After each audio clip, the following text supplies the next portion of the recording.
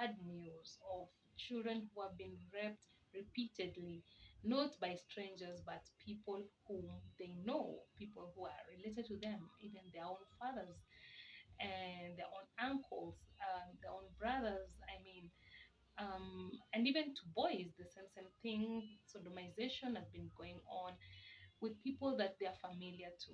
And I came to my thought and I'm like, how comes these children are molested this several times and they're not saying anything? Nobody has known, there's no rescue that has come through. And I realized just as it happened to me, I didn't have anyone to talk to, or rather, I didn't know even how to talk to anybody about it.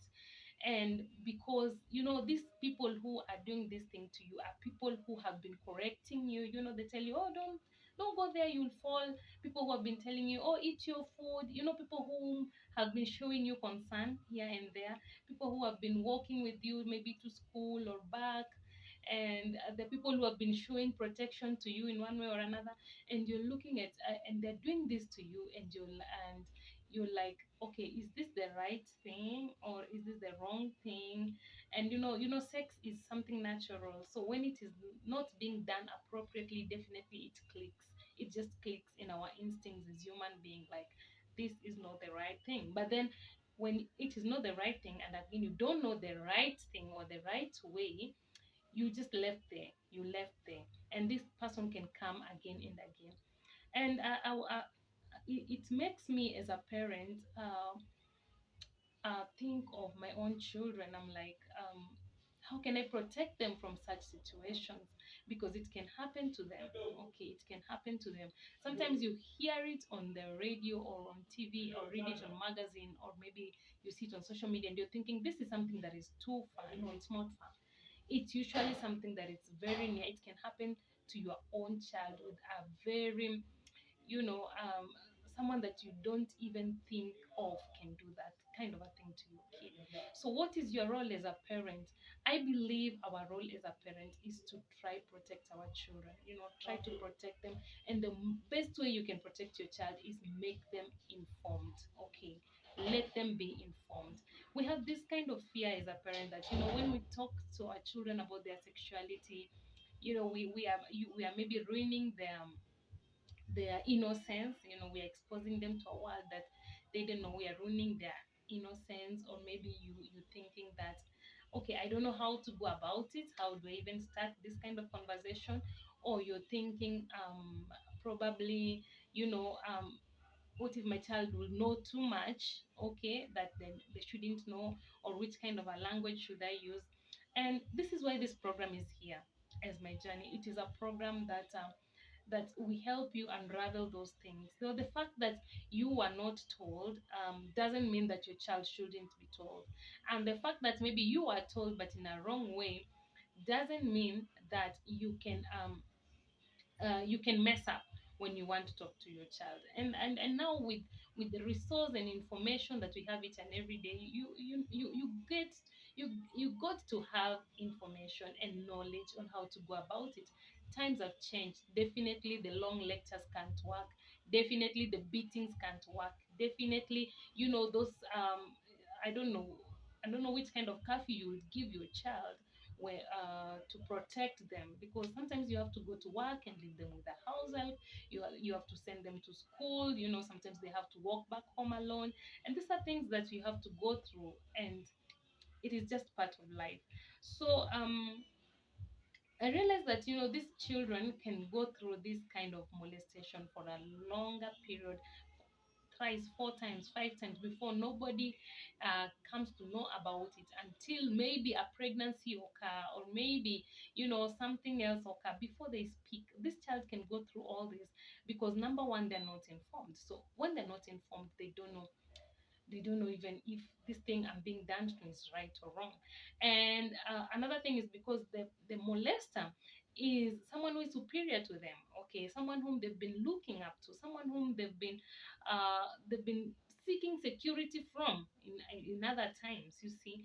And sometimes they are unable to speak because they have no assurance of their security. Now they're thinking, if this person, I've trusted him this much, and done this to me, so whom will I tell? If I go to someone else whom I also trust in the same way, they might do the same thing to me. So they have not that assurance of security. Another thing is that they do not believe they will be believed. Okay, that's another issue, because maybe this person, definitely they've been reporting to you. If they report to you something like, oh, that child has beat me, and you send them back and you're like, hey, you go back and play, it's like you don't believe that they've gone through something that needs to be looked at. So definitely they grow up knowing that, oh, they won't believe me. Nobody will believe me even if I say this. Another thing is the let me say, it's not a culture, but rather it's the inborn instinct of us as human beings.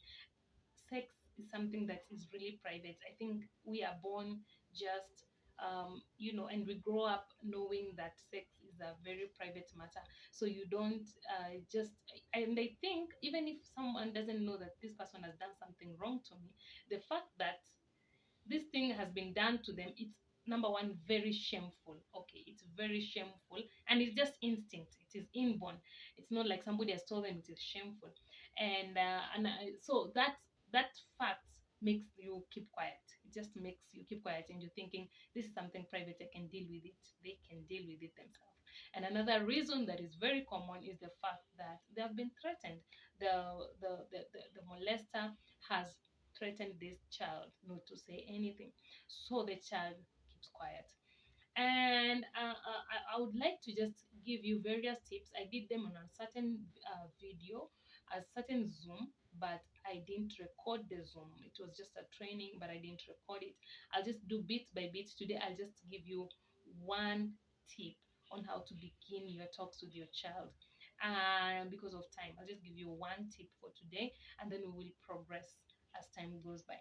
So, the tip number one I want to give you is speaking facts. As early as your child is small, as small as they are, it is important to be giving them facts, telling them the truth. What is a fact? A fact is something that has been proved, it has been surveyed, it has been scientifically proven, if it is religion wise proven. It is something that has been let me say, it has been studied and found out to be the truth. Okay, the truth.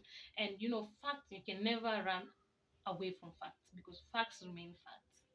Okay, the only thing that makes facts to be something that has to be considered is values, the values that you have. You see, if I tell if I want to talk to my child about sex, okay, I want to tell them what is sex. The fact is sex is when a penis, okay, gets inside a vagina. Okay, that is the fact. A penis gets inside the vagina, and you see, a penis of a man gets inside the vagina of a woman. All right, that and then the action that takes place, if it is being enjoyed, that is sex. That is what we call sex. Okay, now that is the fact that sex is when a penis gets inside a vagina, and both these people are enjoying it, and both of them have agreed to do it. That is sex. Okay, that is my definition of sex. But now, when I'm speaking to my child, considering the age, considering also the level of understanding, considering our level of talks, okay, our level of talks, because I try to tell people who are maybe parenting teenagers that if you had not begun these talks as early as possible in their early life, so you've not developed a kind of a relationship with your teen, uh, the even if you want to define sex to them, there is there is a progress in it. There's a way you need to progress in your talk. Okay, we do that in our trainings. If you want to join our trainings, you can just contact me.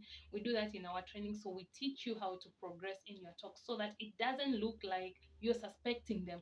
It doesn't look like you don't trust them, because that is what sends signals to most teenagers. Like, if you want to sit down with them and talk to them about sex or love or relationship, they're thinking, you don't trust me, or you think I'm doing this, or you saw me with that boy, that or that girl, that's why you want to tell me this. So we give you tips, we help you start the talks progressively. Okay, so that is in our main course. You can just, maybe you can just call me or contact me, and then I can put you through the trainings which are going on. They're commencing from 18th of January this year. So what I'm saying is that when you're talking to your child about sex now, number one, you need to regard their age. Okay, you need to regard their age. You need to regard their level of understanding, and you also need to regard your kind of relationship. How have you been relating so far? So, if I'm talking to maybe a 4 year old about sex, because 4 years old, 3 years old, they are victims of sexual harassment, they're victims of rape, okay, they're victims of, this molestation and so on. So, if I'm talking about, I'm talking to a 4 years old, I would mind my words, all right? I would mind my words because they don't actually know what is a vagina with that word vagina, and they also don't know what is a penis with that word as a penis. But this is the question: when you start progressively with your child, even as you talk to them about their body parts, it is important that you mention, help them learn their private parts with their real names. Okay, forget about the choo choo, forget about the bam bam. Talk about, give them the words, give them, tell them, for a girl it's called a vagina, and for a boy it's called a penis. Okay, so when they are bathing, I do that a lot with my 4 years old daughter. When she is bathing and I tell her, okay, now it is time to wash your private part, and she tells me, and I tell her the private part is now. At that time is when we talk, we also, I take her through the learning, like, wash your vagina and wash your backs or your buttocks. Okay, I let her know they're called like that. So with time now, she has known it's called like that. And then when I tell her that now, nobody should touch your vagina, because now even me personally, I avoid touching them when I'm washing her. I'll tell her, okay, now we have reached this part, so on your vagina you wash it yourself. So she says, oh, no one should touch me. I say, yeah, no one should touch it, and no one should see it. Okay, so and this is something we continuously I mean, repeat and repeat as we, as we interact with her. So, what I'm trying to say is that mind your language, okay? Mind your language is you're giving facts to your child. Mind your language, mind their age group. And these are things that we teach you in our course. When you join our course, we teach you how to use appropriate language at what age. Sawa sawa. So that is tip number one, give them facts. Another reason why you need to give them facts is because a fact remains a fact. So if they grow up and realize that actually what you gave them was not a fact, what they will do is that they will not trust you. Okay, they will get out there and find another fact, and they will not trust you. All right, so you need to give them facts so that number one, they will trust you. Number two is because a fact will always remain a fact. And number three is because you want to create a bond with them. You want to create a bond with them when you tell them the truth. Well, I think that's it for today about facts, and I have more tips. There are around 6 tips on how to actually make your child aware about themselves, about their sexuality, and I'll do little by little videos so that you don't get so much bored watching a long video. So for today, I'll end it there, and I want to say that if you want to learn more in our trainings, please, you can contact us. You can contact me on my journey page on Facebook. You can also join our my journey my courage group on Facebook, and you can still call me. You can email us on my journey my courage at gmail.com. And I will help you if you have a group that you want to learn together with, or you have a people, maybe a congregation that you want to be taught about, talking to the children about their sexuality. You can always reach me. And that's it from me today. I hope you have a lovely day or a lovely evening, depending on what time you'll watch this video. And I believe that we can all help our children grow up to be sober, to make sober decisions when it comes to their sexuality. And we can also help them to be informed so that we can protect them from child molesters. I'll leave you with that for today. May God bless you and have a good time. Bye bye.